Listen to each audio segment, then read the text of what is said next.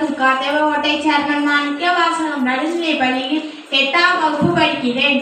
காமராஜர் பேச்சு. வெற்றிக்கண் திறப்பினும் குற்றம் குற்றமே என்று நக்கீரர் வழியில் வந்த தலைமையாசிரியர் அவர்களுக்கும் என் அன்பு ஆசிரியர்களுக்கும் என் முத்தான முதற்கண் வணக்கத்தை தெரிவித்துக் கொள்கிறேன். இந்தியாவில் தலைசிறந்த தலைவர்களில் ஒருவரான காமராஜர் பிறந்த நாளில் அவற்றை பற்றி பேச இன்று உங்கள் முன் நிற்பதில் மிகுந்த மகிழ்ச்சியும் பெருமையும் கொள்கிறேன். காமராஜர் அவர்கள் விருதுநகர் மாவட்டத்தில் 1903ஆம் ஆண்டு ஜூலை 15ஆம் நாள் குமாரசுவாமி நாடார் சிவகாமி அம்மாள் தம்பதியினருக்கு மகனாய் பிறந்தார். இவருக்கு நாகம்மா என்ற ஒரு தங்கையும் உண்டு.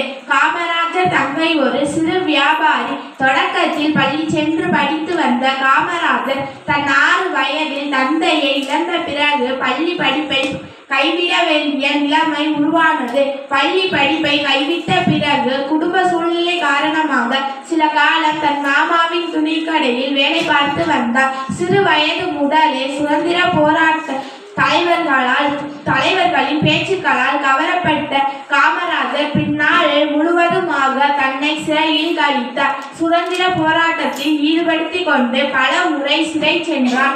கல்யாண சுதந்திரம் முதலியார் தொடக்கத்தில் ஹோம் ரூல் இயக்கத்தில் கீழ்பணியாற்றிய காமராஜர் 1920 தன் 16வது வயது காங்கிரஸில் முழு நேர ஊழியராக சேர்ந்தார். உப்பு சத்தியாகிரகம், ஒத்துழையாமை சத்தியாகிரகம், வைக்கம் சத்தியாகிரகம், நாக்பூர் சத்தியாகிரகம் போன்ற பல போராட்டங்களில் பங்கேற்று தன் வாழ்நாளில் 9 ஆண்டுகளை இந்தியா சுதந்திரம் அடைந்த பிறகு 1953ஆம் ஆண்டு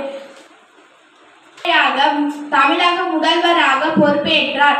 கல்விதான் இந்த நாட்டை வளமாக்கும் என்பதை ஆழமாக நம்பிய காமராஜர் ராஜாட்சி ஆட்சி காலத்தில் மூடப்பட்ட 6000 பள்ளிகளை திறந்ததோடு மட்டுமல்லாமல் கிலோமீட்டருக்கு ஆரம்ப பள்ளி, 3 கிலோமீட்டருக்கு உயர்நிலை பள்ளி, கிலோமீட்டருக்கு மேல்நிலை பள்ளி இருக்க வேண்டும் என்ற திட்டம் வகுத்து மேலும் 17,000 பள்ளிகளை திறந்தார்.